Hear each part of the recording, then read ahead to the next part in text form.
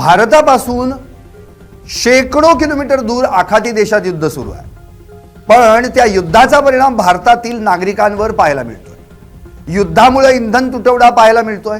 Gas तुटवड्यामुळे gas मिळवण्यासाठी नागरिकांना दिवसभर रांगा लावाव्या लागतायत। मात्र आता तर गॅस सिलेंडर मिळत नसल्याने एका व्यक्तीनं घरी बायकोला काय सांगू असं म्हणत चक्क डोकं फोडून घेतलं। ही धक्कादायक घटना छत्रपती संभाजीनगर जिल्ह्यात घडली आहे।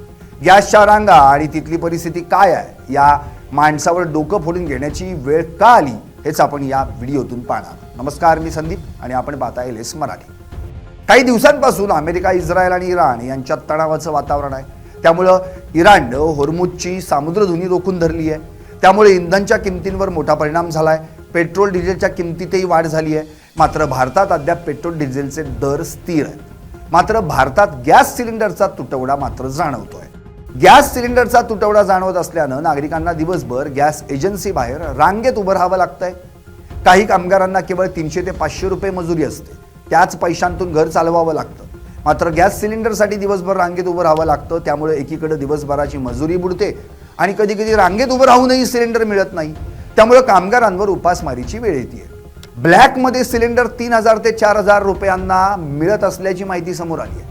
त्यामुळे कामगार जेवढा एका महिन्याला पैसे कमावतो तेवढे पैसे एकाच सिलेंडरसाठी द्यावे लागत असल्याची माहिती आहे। छत्रपती संभाजीनगर शहरालगतच्या वाळूज परिसरातील रांजणगाव शेपू इथं गॅस सिलेंडर न मिळाल्यानं 50 वर्षीय बालचंद नेमाने या व्यक्तीनं राग अनावर होऊन रागाच्याच भारात चक्क आपलं डोकं फोडून घेतलं। या घटनेनं एकच खळबळ उडाली। नेमाने हे काही दिवसांपासून घरगुती गॅस सिलेंडर मिळवण्यासाठी कमल गॅस एजन्सीवर चक्रा मारत होते। मात्र वारंवार प्रयत्न करूनही गॅस सिलेंडर मिळत नसल्यानं ते चांगलेच संतापले।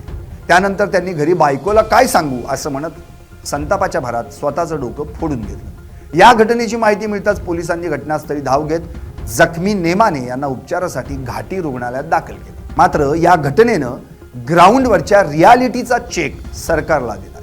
सध्या अमेरिका आणि इराण यांच्यात वातावरण तणावाचं निर्माण झालंय। पाकिस्तानात या अमेरिका आणि इराण यांच्यात युद्धावर तोडगा काढण्यासाठी बैठक पार पडली। मात्र या बैठकीतून ठोस काही उपाय समोर आलेले नाहीत। त्यामुळे इराणनं पुन्हा एकदा होर्मुझची सामुद्रधुनी रोखून धरली आहे। अमेरिकेने देखील होर्मुझची सामुद्रधुनी रोखणार असल्याचं जाहीर केलंय। या ठिकाणाहून इराणकडून इंधन खरेदी करणाऱ्या देशांची जहाजं जाऊ देणार नसल्याचं अमेरिकेचे राष्ट्राध्यक्ष डोनाल्ड ट्रम्प यांनी जाहीर केलंय। त्यामुळे इंधनावर मोठा परिणाम जाणवतो आहे।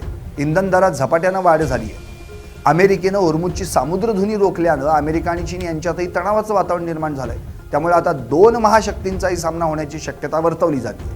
त्यामुळे इंधनाच्या किमती वाढण्याची शक्यता वर्तवली जात असतानाच युद्ध आणखी भडकलं आणि इंधन तुटवडा वाढत गेला तर भारताच्या अर्थव्यवस्थेवर मोठा परिणाम होण्याची शक्यता आहे। इंधन तुटवड्यामुळे हॉटेल उद्योग बंद पडतील, त्यानंतर ट्रान्सपोर्ट महागला तर इतर वस्तूंवरही त्याचा परिणाम होईल आणि महागाई मोठ्या प्रमाणात वाढेल। जर गॅस सिलेंडरचा तुटवडा जाणवला तर शहराच्या शहरं खाली होतील। लोक कोरोनात जसे आपल्या गावाकडे निघाले होते तसे आपल्या गावाकडे निघायला सुरुवात करतील। शहरातील मेस बंद झाल्या तर विद्यार्थ्यांवर उपासमारीची वेळ येईल। त्यामुळे विद्यार्थी आपल्या घराकडे जातील। त्यामुळे शाळा कॉलेज ओस पडतील। मेस बंद झाल्यानं जे लोक शहरात नोकरी करतात त्यांनाही जेवण मिळणं मुश्किल होईल। त्यामुळे तेही आपल्या घरचा रस्ता धरतील। त्यामुळे मोठमोठ्या कंपन्या कामगार नसल्यानं बंद होतील। म्हणजे इंधनाशिवाय आपण देश चालवण्याची कल्पनाच करू शकत नाही। इंधन म्हणजे आपल्या देशाच्या अर्थचक्राचा एक महत्त्वाचा घटक आहे।